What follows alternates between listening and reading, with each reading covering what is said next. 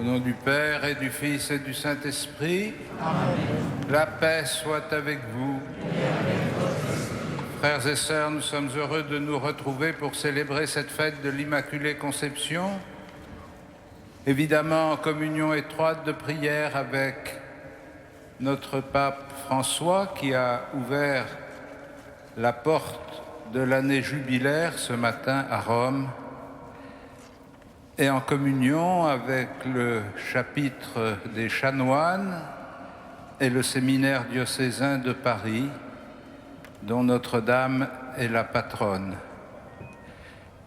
Préparons-nous à célébrer cette Eucharistie en reconnaissant que nous sommes pécheurs.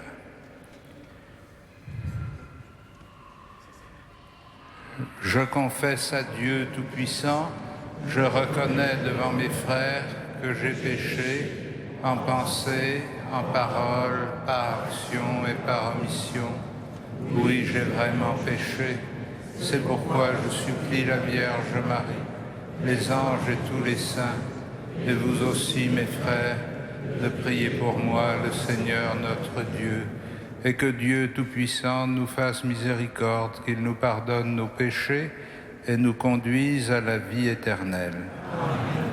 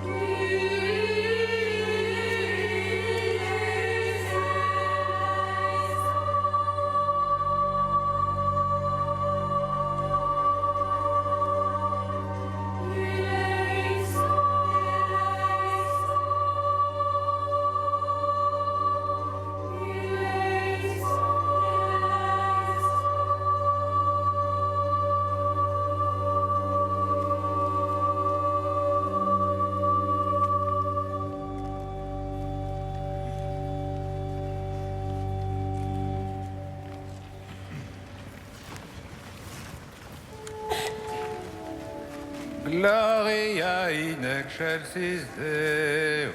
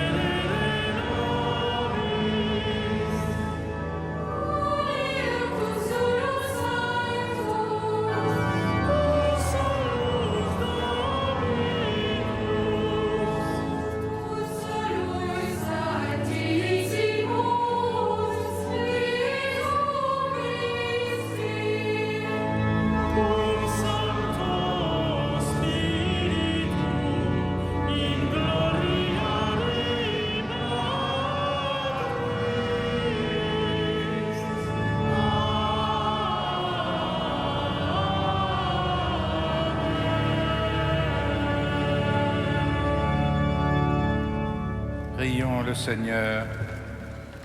Seigneur, tu as préparé à ton Fils une demeure digne de lui par la conception immaculée de la Vierge.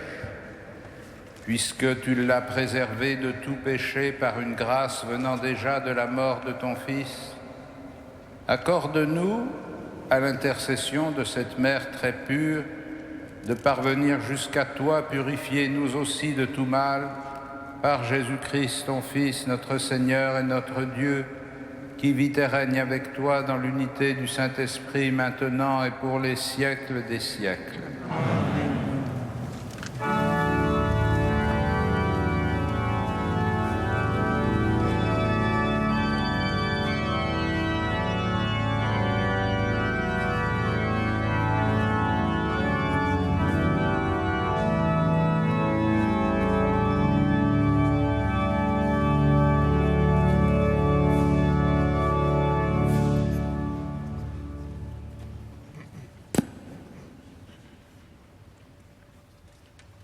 Lecture du livre de la Genèse. Quand Adam eut mangé du fruit de l'arbre, le Seigneur Dieu l'appela et lui dit : « Où es-tu donc » L'homme répondit : « J'ai entendu ta voix dans le jardin, j'ai pris peur parce que je suis nu et je me suis caché. » Le Seigneur reprit : « Qui donc t'a dit que tu étais nu ? Aurais-tu mangé de l'arbre dont je t'avais interdit de manger ?» L'homme répondit : « La femme que tu m'as donnée, c'est elle qui m'a donné du fruit de l'arbre, et j'en ai mangé. » Le Seigneur Dieu dit à la femme : « Qu'as-tu fait là ?» La femme répondit : « Le serpent m'a trompée, et j'ai mangé. » Alors le Seigneur Dieu dit au serpent : « Parce que tu as fait cela, tu seras maudit parmi tous les animaux et toutes les bêtes des champs. Tu ramperas sur le ventre et tu mangeras de la poussière tous les jours de ta vie. Je mettrai une hostilité entre toi et la femme, entre ta descendance et sa descendance. Celle-ci te meurtrira à la tête, et toi, tu lui meurtriras le talon. » L'homme appela sa femme Ève, c'est-à-dire la vivante, parce qu'elle était la mère de tous les vivants. Parole du Seigneur.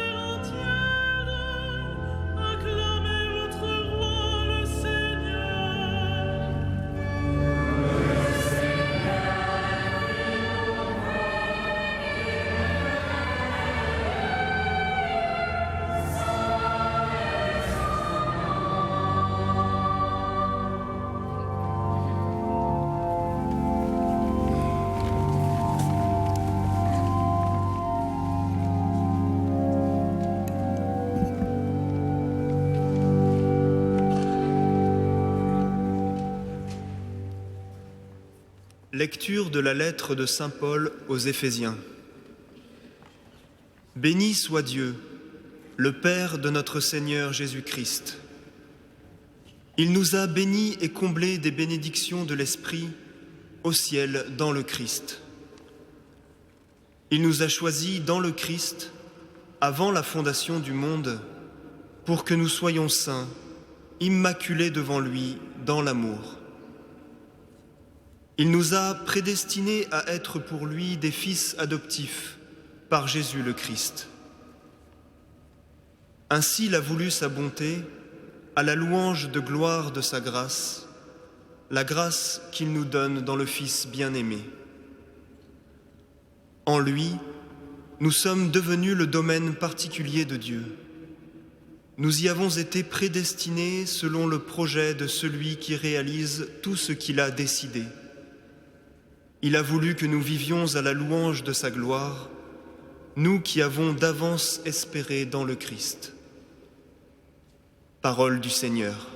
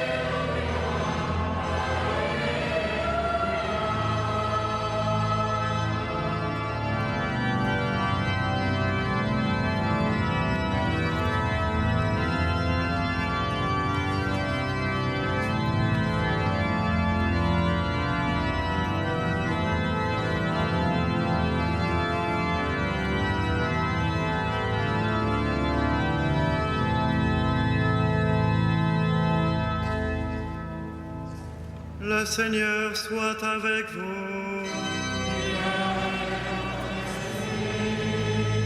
Évangile de Jésus-Christ selon saint Luc.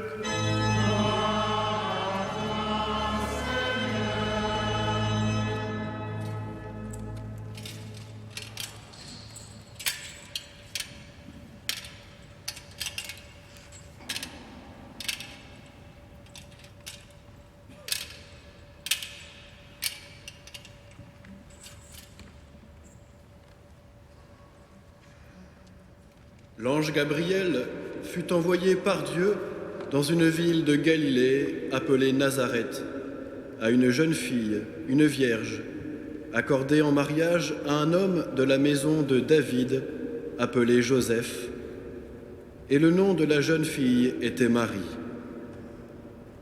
L'ange entra chez elle et dit : « Je te salue, comblée de grâce, le Seigneur est avec toi. » À cette parole, elle fut toute bouleversée, et elle se demandait ce que pouvait signifier cette salutation. L'ange lui dit alors : « Sois sans crainte, Marie, car tu as trouvé grâce auprès de Dieu. Voici que tu vas concevoir et enfanter un fils. Tu lui donneras le nom de Jésus. Il sera grand. Il sera appelé Fils du Très-Haut. Le Seigneur Dieu lui donnera le trône de David, son père. Il régnera pour toujours sur la maison de Jacob, et son règne n'aura pas de fin. » Marie dit à l'ange : « Comment cela va-t-il se faire, puisque je suis vierge ? » L'ange lui répondit : « L'Esprit Saint viendra sur toi. et la puissance du Très-Haut te prendra sous son ombre. C'est pourquoi celui qui va naître sera saint, et il sera appelé Fils de Dieu. Et voici qu'Élisabeth, ta cousine, elle aussi, a un fils dans sa vieillesse, et elle en est à son 6e mois, alors qu'on l'appelait la femme stérile. Car rien n'est impossible à Dieu. Marie dit alors, « Voici la servante du Seigneur, que tout se passe pour moi selon ta parole. » Alors l'ange la quitta. Acclamons la parole de Dieu.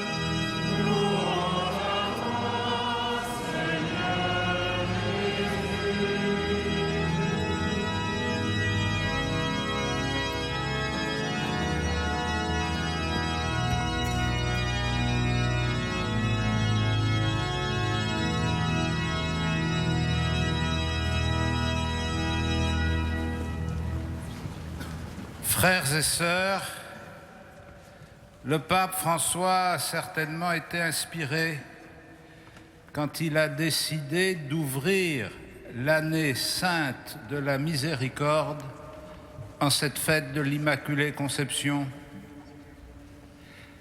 Parce que le fait même de l'Immaculée Conception et les lectures bibliques que la liturgie nous propose pour pénétrer dans ce mystère peuvent nous aider à mieux comprendre le sens de la miséricorde de Dieu.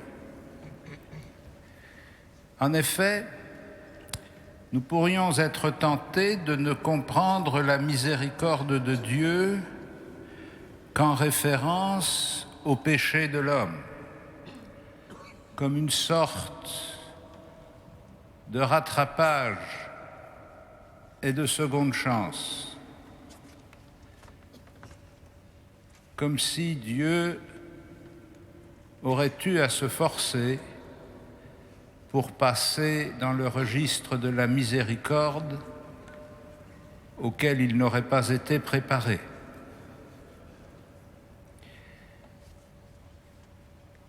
Alors, les lectures que nous avons entendues nous indiquent tout au contraire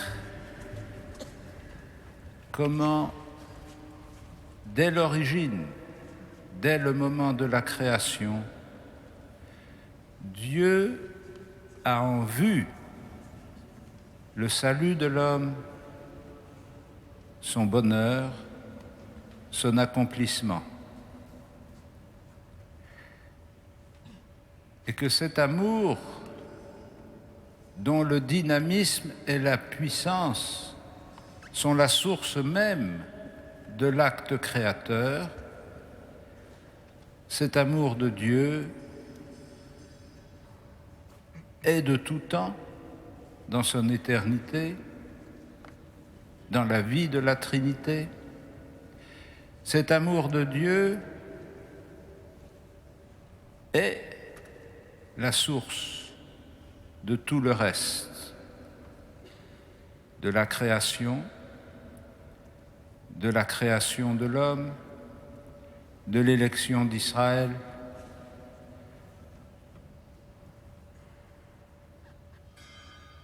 des prophètes envoyés pour l'appeler à la conversion, et dans les temps qui furent les derniers, de l'incarnation du Fils unique de Dieu pour le salut du monde. Mais vous le savez bien, nous vivons toutes ces réalités, nous les percevons et nous les comprenons dans la succession chronologique de l'histoire humaine. Et cette succession chronologique n'a pas cours en Dieu. Comme dit le psaume, pour lui, 1000 ans sont comme un jour. Il est, à tout moment de notre chronologie humaine, le même. Et il ne devient pas miséricordieux parce qu'on a mal vécu Il ne devient pas miséricordieux parce que nous avons péché. Il est miséricordieux. Et dès l'origine, on pourrait dire, en prenant une image très moderne, il a programmé son œuvre pour l'achèvement qu'il a décidé.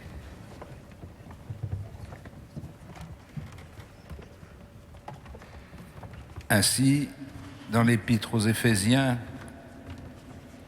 saint Paul nous rappelle comment il nous a choisis dans le Christ avant la création du monde. Et si nous pouvons essayer d'appliquer un peu notre intelligence à l'Immaculée Conception de la Vierge, ça ne peut être que dans cette perspective d'une action éternelle de Dieu, hors du temps, avant l'histoire. Elle a été préservée du péché originel parce que, dès l'origine, Dieu voulait préserver dans l'histoire des hommes la possibilité d'accomplir son plan de salut. Mais nous, qui connaissons le péché, nous découvrons la miséricorde dans la succession de nos prises de conscience, de nos examens de conscience, de nos démarches de pardon. Et ainsi nous avons l'impression que Dieu devient miséricordieux, alors qu'en fait, nous découvrons qu'il est miséricordieux, et parce que nous découvrons qu'il est miséricordieux, nous devenons capables de reconnaître que nous sommes pécheurs. Ce n'est pas le mal que nous faisons qui suscite le bien que fait Dieu, c'est le bien que Dieu a fait qui suscite en nos cœurs le repentir pour le mal que nous faisons. Ainsi, nous comprenons un peu ce que le peuple chrétien sait depuis très longtemps, que la Vierge Marie intercède pour les pécheurs parce qu'elle est inscrite dans cette volonté éternelle de Dieu d'apporter le salut au monde. Et puisque nous avons la grâce particulière d'avoir à Paris de nombreux sanctuaires dédiés à Marie, et en particulier la chapelle de la médaille miraculeuse de la rue du Bac, où elle est invoquée sous le titre de l'Immaculée Conception. Ô Marie conçue sans péché, priez pour nous qui avons recours à vous. Ainsi, en cette fête de l'Immaculée Conception, nous sommes comme aspirés et éclairés par l'amour de Dieu qui se répand sur le monde par la médiation de celles et de ceux qu'il a choisis, qu'il a appelés, qu'il a préparés, et comme nous le dit l'Épître aux Éphésiens, qu'il a prédestinés à être pour lui des fils adoptifs. C'est donc une grande espérance pour nous de reconnaître dans la personne de la Vierge Marie le signe avant-coureur du pardon que nous sollicitons, de la miséricorde que Dieu nous manifeste et de la puissance de Dieu à l'œuvre dans notre vie.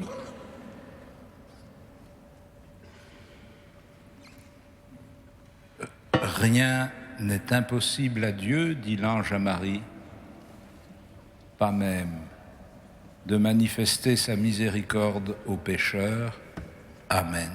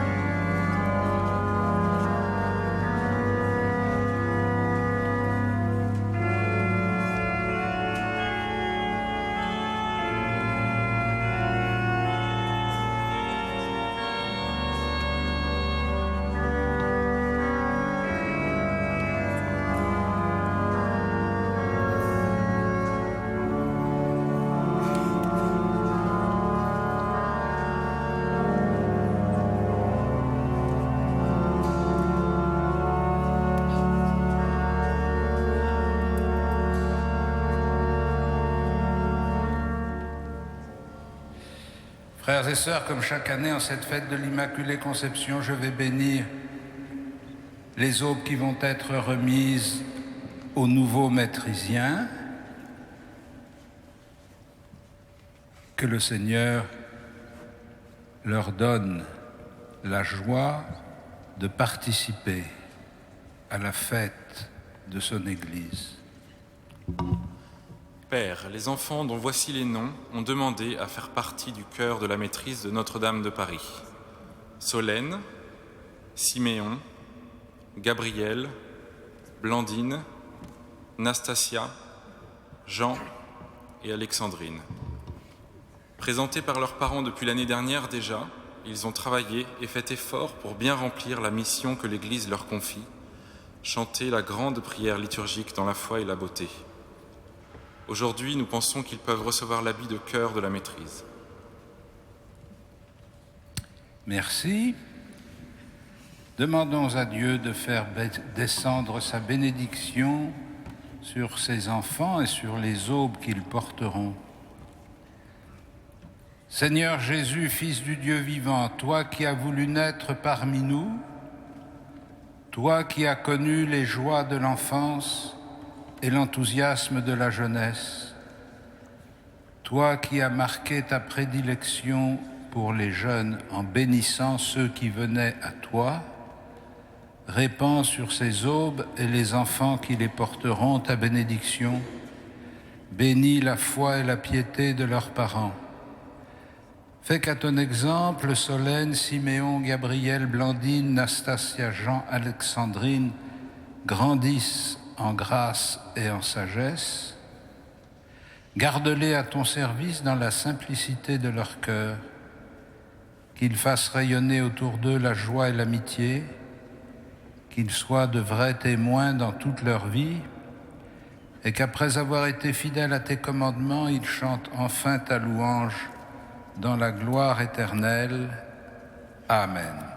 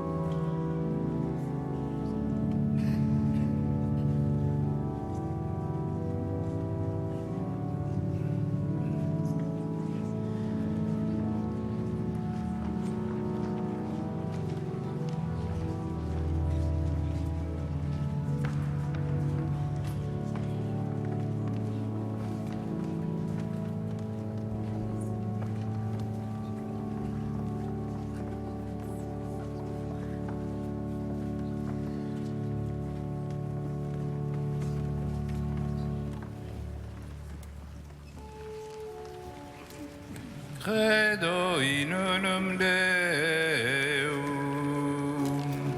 Pater omnibus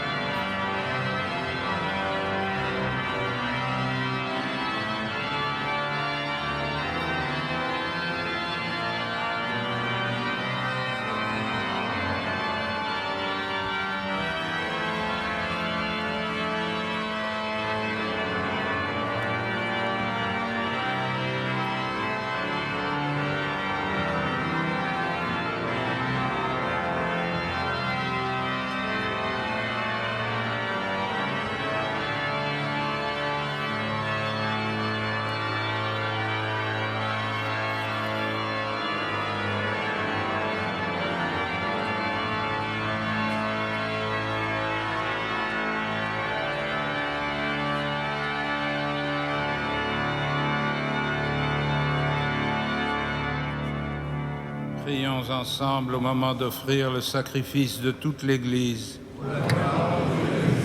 Seigneur, accueille le sacrifice du salut que nous t'offrons en ce jour où nous célébrons la conception immaculée de Marie. Puisque nous reconnaissons que la prévenance de ta grâce l'a préservée de tout péché, accorde-nous par son intercession d'être libérés de toute faute par Jésus le Christ, notre Seigneur. Amen. Le Seigneur soit avec vous. Élevons notre cœur. Rendons grâce au Seigneur notre Dieu.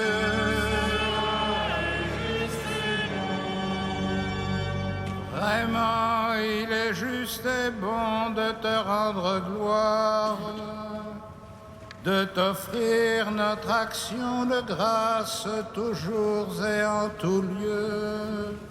À toi, Père très saint, Dieu éternel et tout-puissant, car tu as préservé la Vierge Marie de toutes les séquelles du premier péché, et tu l'as comblée de grâce pour préparer à ton Fils une mère vraiment digne de lui. En elle, tu préfigurais l'Église, la fiancée sans rides, sans tache, resplendissante de beauté. Cette Vierge pure devait nous donner le Sauveur, l'agneau immaculé qui enlève nos fautes. Choisie entre toutes les femmes, elle intervient en faveur de ton peuple et demeure pour lui l'idéal de la sainteté. C'est pourquoi, avec tous les anges du ciel, pleins de joie, nous te chantons.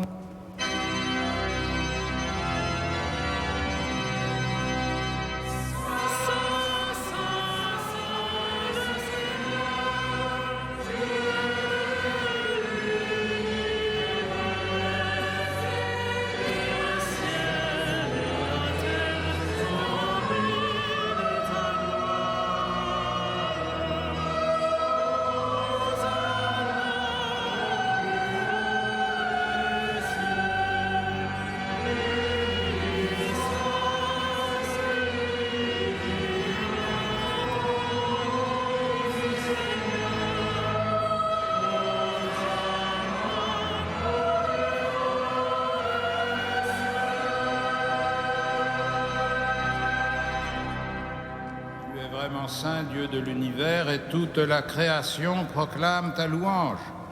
Car c'est toi qui donnes la vie, c'est toi qui sanctifies toutes choses par ton Fils Jésus-Christ notre Seigneur, avec la puissance de l'Esprit Saint.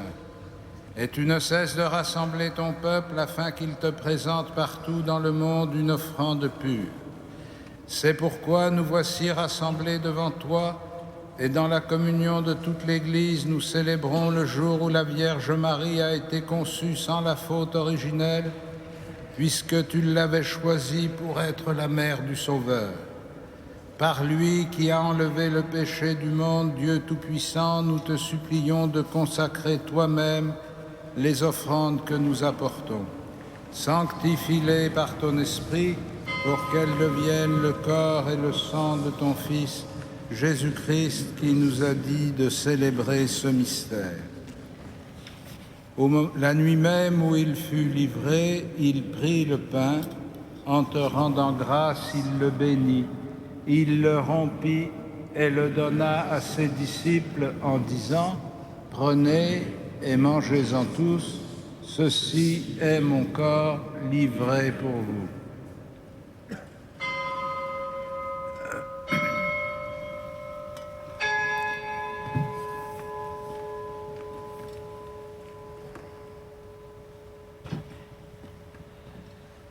De même, à la fin du repas, il prit la coupe, en te rendant grâce, il la bénit, et la donna à ses disciples en disant, « Prenez et buvez-en tous, car ceci est la coupe de mon sang, le sang de l'alliance nouvelle et éternelle, qui sera versé pour vous et pour la multitude en rémission des péchés. Vous ferez cela en mémoire de moi. »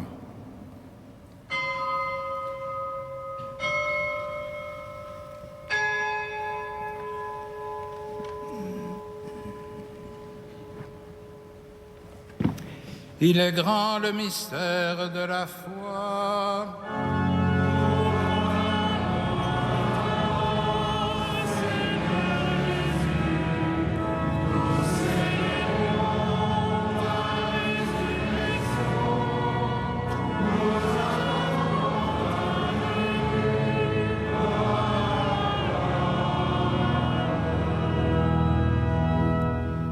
En faisant mémoire de ton Fils, de sa passion qui nous sauve, de sa glorieuse résurrection et de son ascension dans le ciel, alors que nous attendons son dernier avènement, nous présentons cette offrande vivante et sainte pour te rendre grâce. Regarde, Seigneur, le sacrifice de ton Église et daigne y reconnaître celui de ton Fils qui nous a rétablis dans ton alliance. Quand nous serons nourris de son corps et de son sang et remplis de l'Esprit Saint, accorde-nous d'être un seul corps et un seul esprit dans le Christ.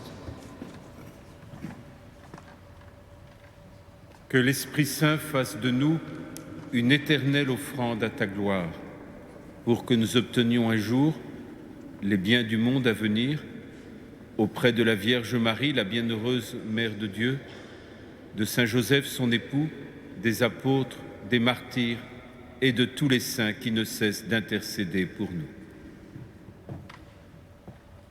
Et maintenant, nous te supplions, Seigneur, par le sacrifice qui nous réconcilie avec toi, étends au monde entier le salut et la paix, affermis la foi et la charité de ton Église au long de son chemin sur la terre, veille sur ton serviteur, le pape François, notre évêque André, l'ensemble des évêques, les prêtres, les diacres et tout le peuple des rachetés. Écoute les prières de ta famille assemblée devant toi et ramène à toi, Père très aimant, tous tes enfants dispersés.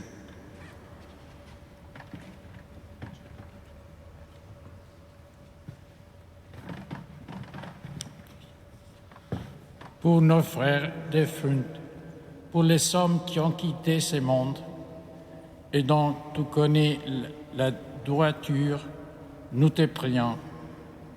Reçois-la dans ton royaume où nous espérons être comblés de ta gloire, tous ensemble et pour l'éternité, pour le Christ notre Seigneur, par qui tu donnes au monde toute grâce et tout bien.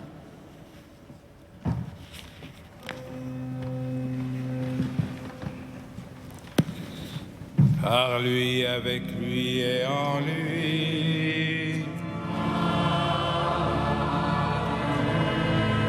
À toi, Dieu le Père Tout-Puissant, dans l'unité du Saint-Esprit.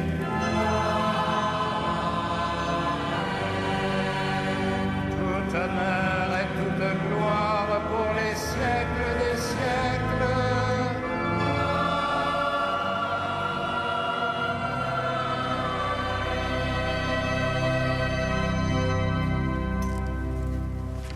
Unis dans le même esprit, nous pouvons dire avec confiance la prière que nous avons reçue du Sauveur.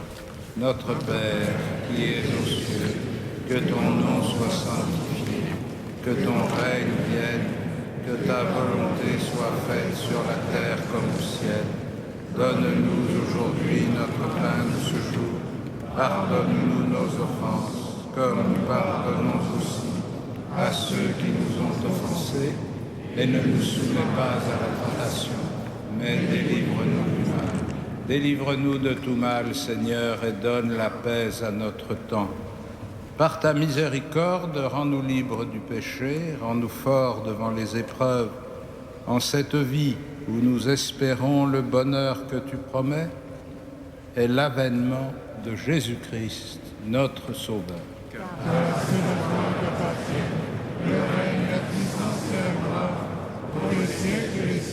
Seigneur Jésus-Christ, tu as dit à tes apôtres, je vous laisse la paix, je vous donne ma paix. Ne regarde pas nos péchés, mais la foi de ton Église. Pour que ta volonté s'accomplisse, donne-lui toujours cette paix et conduis-la vers l'unité parfaite, toi qui règnes pour les siècles des siècles. Amen. Que la paix du Seigneur soit toujours avec vous. Frères et sœurs, dans la charité du Christ, donnez-vous la paix. La paix du Christ.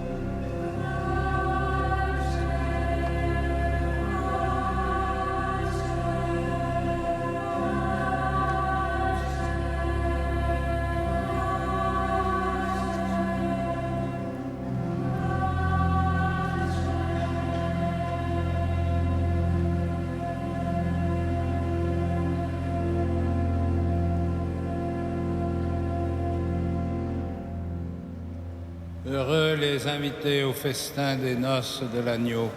Voici l'agneau de Dieu qui enlève le péché du monde. Seigneur, je ne suis pas digne de te recevoir, mais dis seulement une parole et je serai guéri.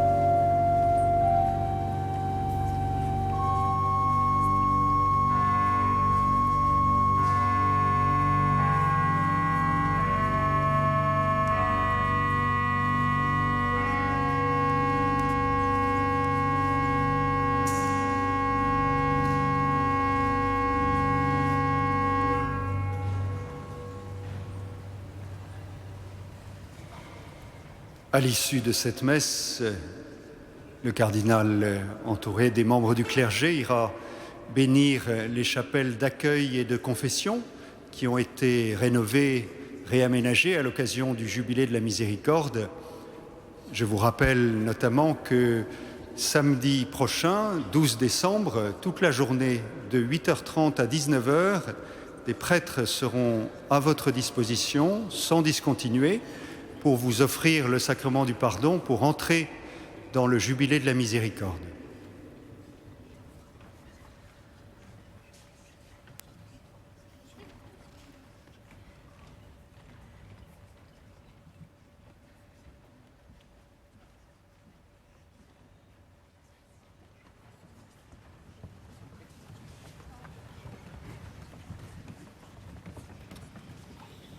Seigneur notre Dieu, que cette communion guérisse en nous les blessures de la faute originelle dont tu as préservé la Vierge Marie grâce au privilège de sa conception immaculée par Jésus le Christ, notre Seigneur.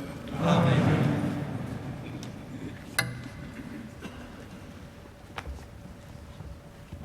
Le Seigneur soit avec vous. Que Dieu Tout-Puissant vous bénisse, le Père, le Fils et le Saint-Esprit. Amen. Allez dans la paix du Christ.